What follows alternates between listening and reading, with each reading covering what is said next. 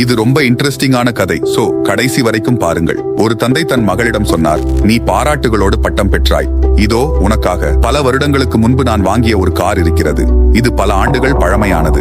ஆனால் நான் இதை உனக்கு கொடுப்பதற்கு முன் இதை கார் வாங்கும் சந்தைக்கு எடுத்துச் சென்று நான் இதை விற்க விரும்புகிறேன் என்று சொல்லி அவர்கள் எவ்வளவு வழங்குகிறார்கள் என்று பார்த்து வா என்றார். மகள் கார் வாங்கும் சந்தைக்கு சென்று தன் தந்தையிடம் திரும்பி வந்து அவர்கள் இதை பார்த்துவிட்டு இது மிகவும் தேய்ந்து போயிருப்பதால் 1 லட்சம் மட்டுமே கொடுக்க முடியும் என்றார்கள் என கூறினாள். பின்னர் தந்தை இதை கடன் கடைக்கு எடுத்துச் சென்று விலையை கேட்டு வா என்று சொன்னார். மகள் கடன் கடைக்கு சென்று திரும்பி வந்து இது மிகவும் பழமையான கார் என்பதால் அவர்கள் 5 லட்சம் மட்டுமே தர முடியும் என்றார்கள் என கூறினாள். கடைசியாக தந்தை மகளை கார் கிளப்புக்கு சென்று காரை காட்டுமாறு கூறினார். மகள் காரை கிளப்புக்கு எடுத்துச் சென்று திரும்பி வந்து இது நிசான் ஸ்கைலைன் R34 கார், அரிதான மற்றும் பலரால் விரும்பப்படும் கார் என்பதால் அங்குள்ள சிலர் இதற்காக 80 லட்சம் ரூபாய் வரை தருவதாக தன் தந்தையிடம் தெரிவித்தாள்.